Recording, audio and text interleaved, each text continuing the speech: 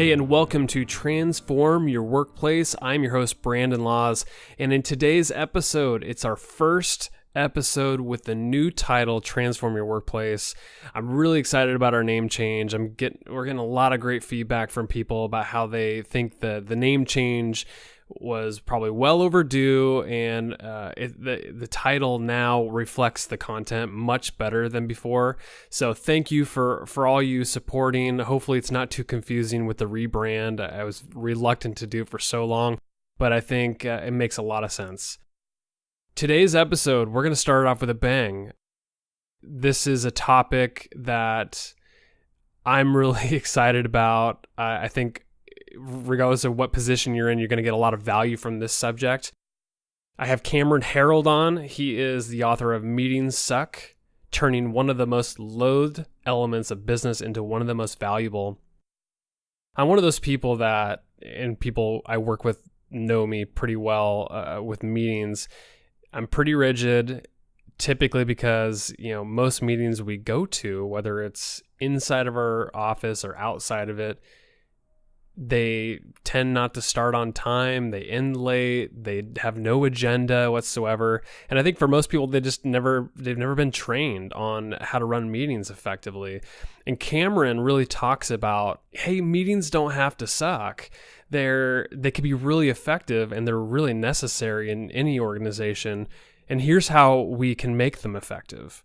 So I think you're going to really enjoy this episode. I had a lot of fun with Cameron. He's a renowned author, speaker, and really excited to have him on the podcast. So let me know what you think about the podcast. Reach out to me on Instagram or LinkedIn or Twitter, any of those places, and I'd love to have a conversation with you about the podcast. And remember to fill out the survey. We always are offering, you can enter in for a book drawing for that. In fact, I'll give away Cameron's book for 2 people that fill out a survey or give us an Apple Podcast review. Enjoy the episode today.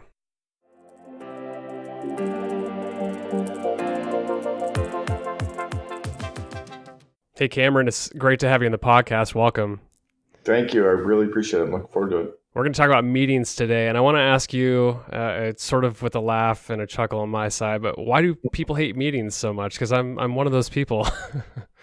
You know what it is? I think people hate it because they've never really actually been trained on how to do it, how to either run them or show up. It'd be kind of like sending your kid off to play Little League baseball, right? If we were to send our kid off to play Little League and we didn't teach them how to hold the bat or how to catch a ball or how to throw the ball, they'd be very awkward. They'd probably really not enjoy the process very much. And they'd probably come home from their first few days of baseball saying baseball sucks. Well, the reality is baseball doesn't suck. They just happen to suck at baseball. And I think that's really why people hate meetings is no one's really been trained on how to run them, and nobody's really ever been trained on how to show up and participate in them. So if you look at the fundamentals, which you alluded to with the baseball analogy, but what's wrong with the way we run meetings? Like, what fundamental pieces do people need to learn about in order to run them effectively the way you're describing in the book? Yeah, I think that's what it really is what are the fundamental pieces? Because if people understood the basics on how to run them and the basics on how to show up and participate, they'd really love them. So here, let me give you kind of the core basics on how to run a highly effective meeting. Every meeting has to have a clear purpose. Just the one sentence, why are we here? Every meeting has to have a maximum of 3 outputs. So the 3 big things you're going to get done in the meeting. And if you need to cover more than 3 things, book a separate meeting because in all likelihood, the people that are there for the first 2 or 3 parts don't really need to be there for parts 4 and 5. Every meeting has to have an agenda, right? And just allow people to opt out of the meeting saying no agenda, no attenda, right? If they don't know what we're covering, in what order we're covering it, and how many minutes we're going to spend on each agenda item, don't accept to go to the meeting. Just go back and say, I'm tentative until I know what the agenda is. And that forces the rigor. The next one is every meeting has to start on time. And the reason is it shows respect to everybody else. It shows that we actually are honoring our commitments, respecting the individuals that are there, and we're going to stay really tight on the agenda. So it sets a really good kind of ground rule to work from. So treat every meeting like an Olympic race, that you would never start an Olympic swim race and show up 5 minutes early, kind of running out on the swim deck saying, sorry, I'm late, right? You'd be there early. Out of those core pieces that you said to run an effective meeting, do you find that those are the mistakes that people keep making over and over again? Those are certainly some of them. Yeah. I mean, I go into probably about 8 or 10 core tenets that I would say would give you a very highly effective meeting that's really easy for anyone to run. But the purpose, outcome, and agenda are key. Starting on time is key. Next one that I really like starting with is finish every meeting 5 minutes prior to the scheduled ending I time. love that. So Yeah, that's good. yeah, just finish it 5 minutes early. It's like if you're going to be there from 9 until 10, finish at 9:55, and that gives everybody time to walk down the hall, talk to their assistant, get a cup of coffee, go to the bathroom, and sit down and start their phone call or start their meeting exactly on time again. Right? So you build in that natural buffer by finishing early. I read a lot of books, business books, and I listen to a lot of podcasts, and I hear quite frequently that people just need to remove meetings from the calendar and open up space. And, all I agree with that. Reading your book was kind of enlightening because it sounds like you're not necessarily saying that we need to eliminate all meetings, Not but at all. you're saying we need to run effective meetings because we will have better output. People will be more purpose driven and all this. They'll be more aligned, I think, at the end of the day. Is that really what you're saying, is not eliminate meetings altogether, but just run them better? Yeah, the reality is you can't eliminate meetings. So meetings are any time that you have two or more people meeting either face to face, over video, or on the phone to discuss something to move the business or their projects forward, right? So it has to happen. In fact, I sent a note to Elon Musk about a month ago. Elon went public and said something about he's telling his employees to walk out of shitty meetings. And I sent him a note. I'm like, dude, you're not fixing the root problem. I mean, I've known Elon since January of 95. I was a reference for him in his first round of funding for Zip2. And his brother, Kimball, used to work for me at College for Painters in 93. So I sent him a note and I said, look, you can't tell people to walk out of bad meetings. You have to fix the root cause of the meetings in the first place so they don't have to walk out of them. If you weren't having bad meetings, you wouldn't be telling people to leave. So fix the meetings. And that's really what this comes down to is most people, it dawns on them, they're like, I've never trained people how to run them. And I've certainly never trained people how to show up and attend and participate in them. And you think about it, the cost of attending meetings, one person spends roughly 1 hour a day in meetings or on phone calls. That means they're spending 1/8 of their time, or 12% of your company payroll, is being spent doing something they have no training at. So I wrote Meetings Suck as a way to spend $15 to train somebody on what they're probably spending $10,000 a year doing. Yeah, like I actually created a screenshot of a passage in your book that I thought was just fascinating, just honing in on the cost of a meeting and poorly run one at that. So you said if you have, let's say, 10 employees, each making $70,000 a year, $35 an hour, in other words, that's $350 for a 1 hour meeting. So you're basically saying meeting costs to have everybody in that room is about $500 to $1,000 an hour just to have those people in the room. And you're basically saying if they're run poorly, it's a waste of money. That's crazy Right. to me. In this, you're reading this book, you think, oh, why aren't we training our people to run meetings better? Do you know the answer to that? Why is this happening? I think what it comes down to is companies have got it backwards. So if you go back to Simon Sinek's whole idea of the why, how, what, and again, I've known Simon since 2003. We met 6 years before he did his TED Talk. He used to work for us. He was on our board at 1-800-GOT-JUNK. Simon talks about starting with the why and then going out to the how and then going out to the what. Well, most companies don't train their employees on why we do what we do. We don't train them on our core purpose, our history, our core values, our BHAG, our vivid vision. We don't talk about the lore and the stories of how we got to where we are, right? So they don't even know why we exist. And then we don't train them on how to do their jobs. We don't train them on time management, problem solving, people management, delegation, coaching, meeting management. Interviewing. Most managers have never been trained on how to do interviews, and yet they're interviewing and hiring people all the time. But what we end up training people on is how to do their job. So we end up giving them the technical skills. We train them on how to use our software or how to work on the machine or how to set up, some digital strategy.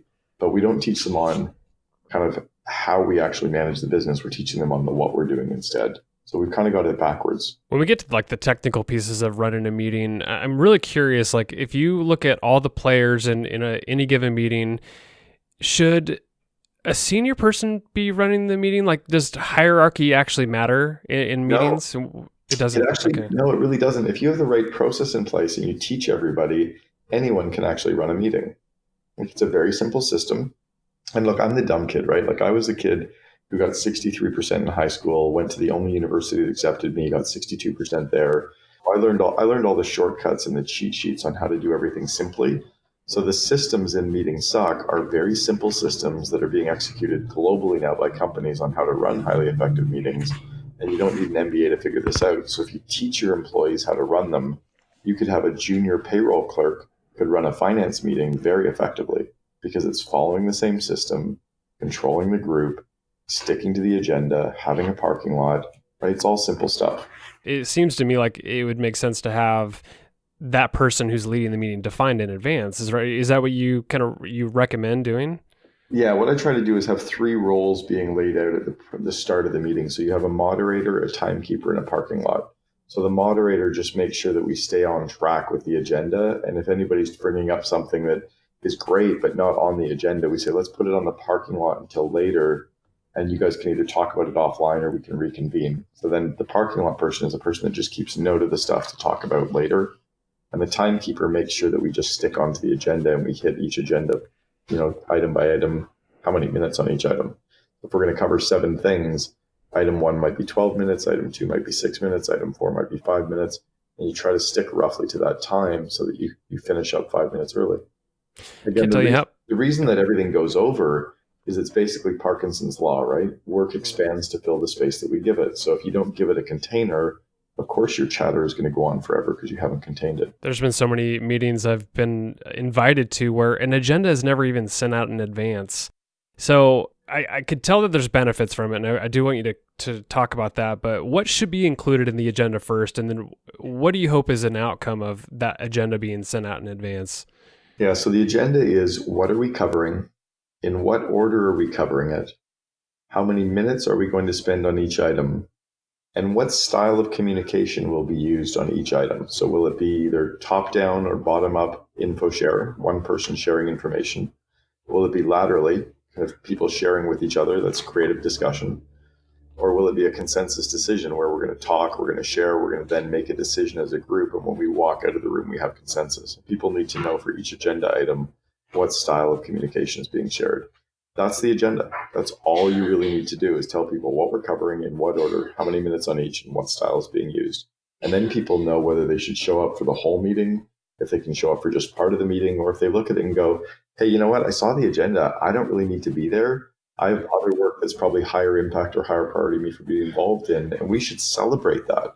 We should actually celebrate when people opt out of a meeting because they have a higher ROI on their time working on some other area of the business. Yeah, I thought that was an interesting point you were making about like when you send an agenda in advance, it does give people an opportunity to opt out because if it's not relevant to them, then like why go or why waste your time if like only 5 minutes of an hour-long meeting is part of the agenda? What do you recommend people do in terms of following up to some sort of invitation with an agenda? Like how do they communicate like, hey, this meeting is probably not one I'm going to go to, or like how do you decline, or what strategy do you take there? It's one of the reasons why I really want every employee at every company to read the book, right? So if you're running a company, Bob's a widget making company, Bob should have every employee read the book Meeting Sucks so they all understand that opting out of the meeting isn't being dismissive, it's not being rude, it's actually what we're searching for. What we're really searching for is the critical few people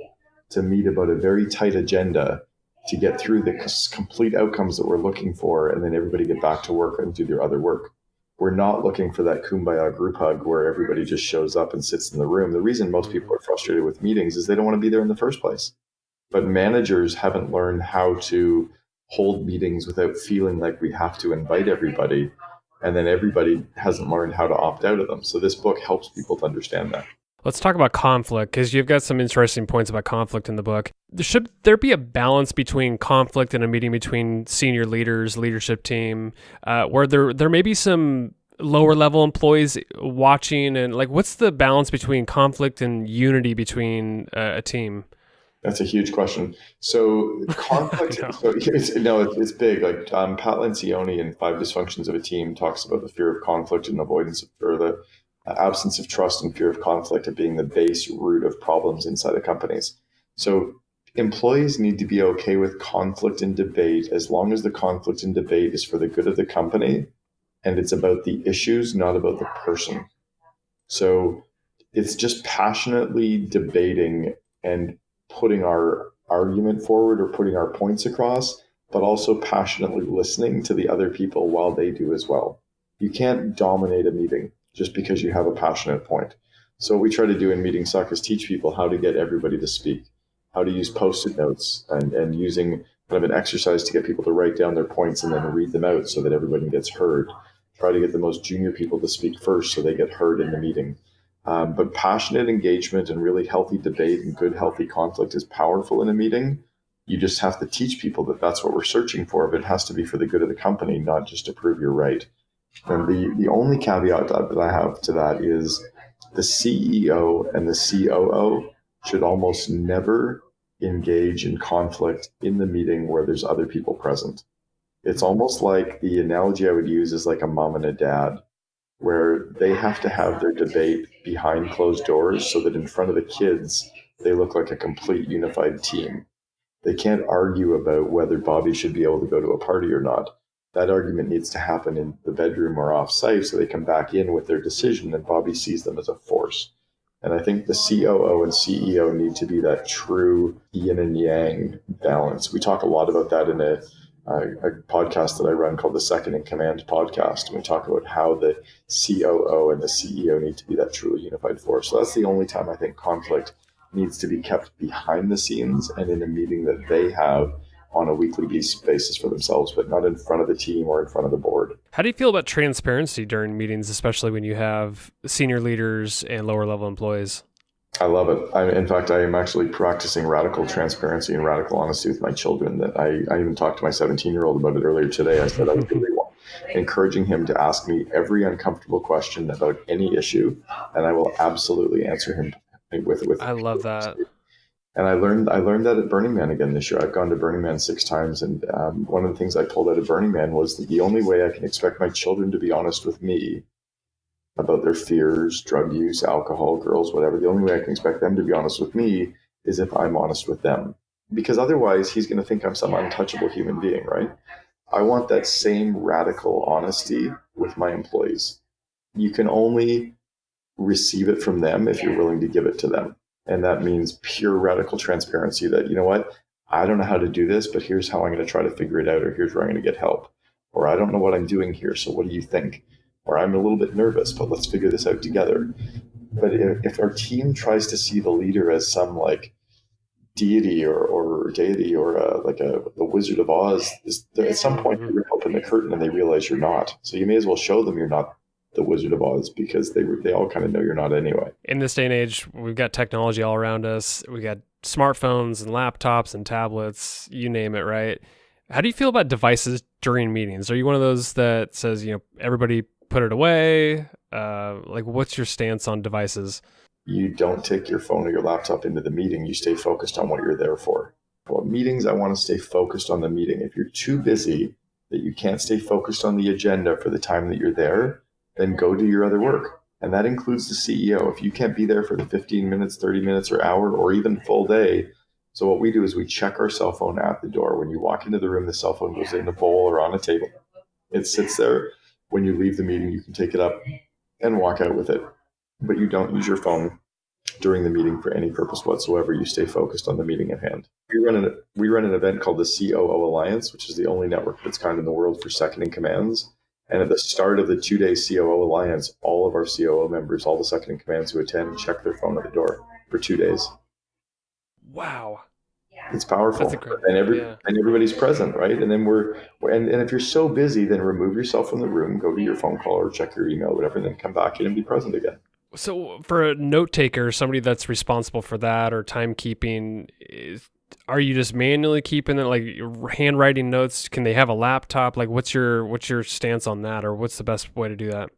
So we've always allowed laptops, but the rule with laptops is that if anybody thinks you're checking email or distracted, they can ask you. You have to instantly stop typing. And I do this with my kids as well. They stop, they move their hands to the side, they turn their laptop around and they show me what they're typing on.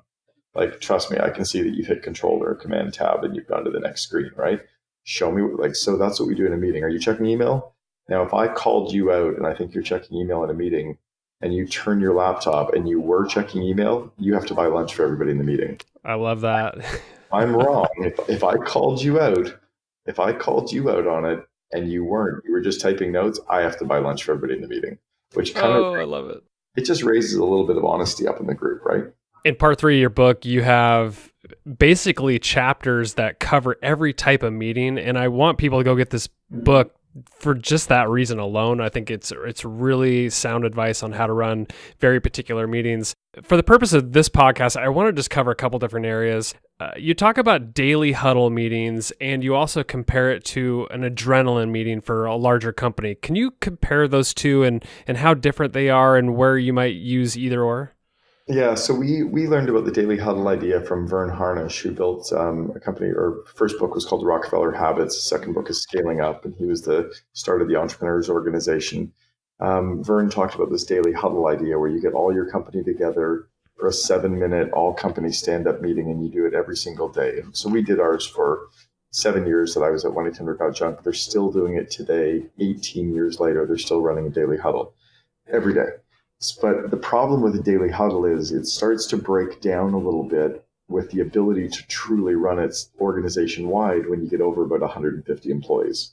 Right. So what we did is we started what we call the pre-huddle huddle, or an adrenaline meeting, and it's kind of like a sprint or I guess what you would use in software development in like a agile meeting, right, where you actually meet for a quick little stand up.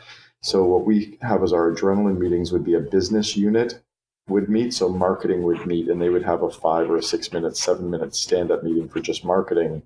And then they might come to the all company meeting, which would be Huddle. So that's just a slight difference on it. We just decided to iterate and get a little bit more granular. At the adrenaline meeting, we have every person on the team speaks.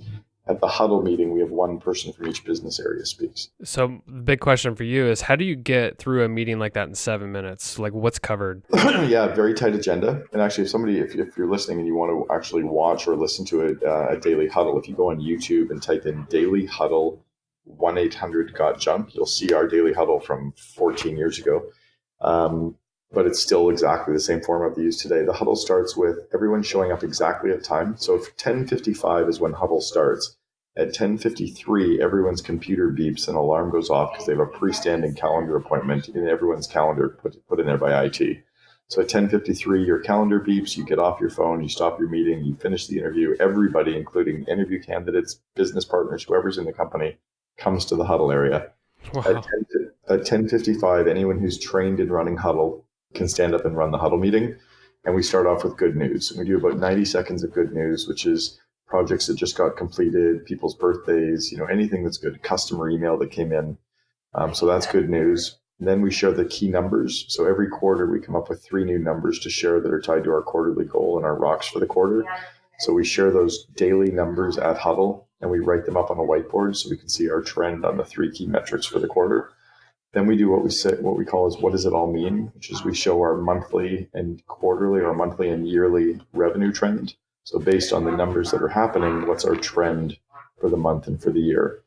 Then we have one business area does their updates. So on Monday it's marketing, Tuesday it's finance, Wednesday it's operations, etc. We cycle through the core business areas. Each business area does their updates, and their updates are what's going well, what's not going well, what we're working on for the next 2 weeks, where we're stuck, and any key positions we're hiring for.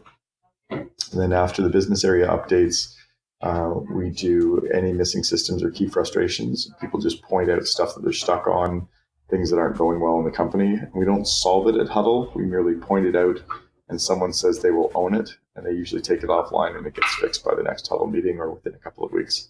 And then we finish off with a cheer, which is just something random from the good news of the day. So it could be, high losses engaged, or customer success, or, Toronto hitting a goal, whatever. And that becomes the daily cheer. And that's it. That's a 7-minute all company stand-up meeting. That is a lot to cover in 7 minutes. So whoever's running that huddle needs to definitely keep everybody on track. That's for sure. Yeah, and that's what we train them in. We train them on how to control the energy, how to cut people off quickly and politely, how to make sure you stay on the agenda. The agenda is written up on the wall over top of everybody's head. So when The huddle master is standing beside the whiteboard where all the numbers are written up. They're looking out at all the employees. Behind all the employees up on the wall is the 7-step system for Huddle written up on the wall. That's great. There's a timer beside them. So they just click the timer and they start watching it, and then they just click off the 7 items. It's pretty simple. Distributed workforces are very common nowadays, especially now that we're so connected through the internet and other technology. Meaning proximity is going to be an issue. People work from home, people work in different locations altogether. Running virtual meetings is going to, if not already, if companies are doing it, like it's going to become more and more common. So what's the best way to run a virtual meeting versus everybody being in the same room? Yeah, so we do exactly the same format. We use a lot of Zoom so people can actually see each other over video. In fact, I coach CEOs globally, and that most of them I've never met in person. And I'll coach their membership teams, leadership teams, CEOs, one-on-one, COOs, whatever, over video. But we'll have people log into meetings. I've even done job interviews. We do group interviews where I'll interview 6 to 8 candidates at the same time, and I'll have 6 to 8 candidates all come into the meeting on Zoom individually. And I'll interview, or my team will interview them, so we can actually compare the cultural fit of people over video against each other. So we just leverage technology and pretend they're in person. So if everybody goes and gets your book, they read it, they implement it, they train their people, they run effective meetings, what are the outcomes of running really, really effective meetings? Like what kind of business results could people see? Well, they're going to leave a review on Amazon, so that's going to be one good result. What the results? Well, actually, that's even what I suggest is go to Amazon and read some of the reviews of what people are saying about having read Meetings Suck. I think we've got over 100 5-star reviews already. But if you read what they're saying, they're getting people aren't wasting time. People are working on the critical few things versus the important many. They're controlling the dominant expressive people, and they're getting a lot of the quieter, analytical, more amiable people to speak at meetings. So people are being heard. They're actually getting more done in less time faster. Those would be some of the big ones. I think you'd also really control your ROI because you don't have people showing up at meetings they just don't want to be at. Okay, leave listeners with an action item. Besides going to get your book and reading this cover to cover, what's one thing that they can take back to their organization, whether it's something regarding training people how to run meetings, tactics they can use in a meeting? Like where would you have people start? This will spin you a little bit, but it has nothing to do. It has nothing to do with meetings at all. It's that none of this actually matters. The reality is none of us are getting out of this alive. We are all walking each other home. And this couldn't be more poignant for me today than I had an acquaintance of mine who is part of the Entrepreneurs Organization, and 3 other entrepreneurs were killed Sunday night in a helicopter accident. Oh my gosh. And Brandon Stapper, who is a friend, was killed. His girlfriend was there when his helicopter went down and theirs didn't. And I think about someone who is working so hard and driving so hard. And, when the reality is none of this matters, man. Like, this is just what we do to make money. And I think if we can have fun and laugh a little bit and treat people with respect and remember that everybody that we work with is struggling in some way today, that if we can just be there to support them and be their friend, that they'll go through brick walls for us. And I think that if we can just kind of surrender into the humanity of business a little bit and have some fun with it, we're going to be way more successful than just drive all the time. That is well said, Cameron. I am glad you ended with that. Cameron Herold, been a pleasure to have you on the podcast. Your book is Meetings Suck. You've got several other books. Where can people learn more about you, your work, your speaking, anything that you want to point people to? Sure. Thanks, Brendan. All 5 of my books are available on Amazon, Audible, and iTunes. And I would encourage everyone, like we said, with Meetings Suck, to get a copy of it for every employee. My newest book is called Free PR, which is talking about how to leverage free press and how to get publicity about your company and your brand. And it's super strong. And then the Second in Command podcast, I would just tell people to go and listen to the Second in Command podcast, that it's really, everyone seems to be interviewing the entrepreneur, and I wanted the rest of the story. Awesome, Cameron. Thanks so much for being on the podcast. Appreciate it, Brandon. Thanks for having me.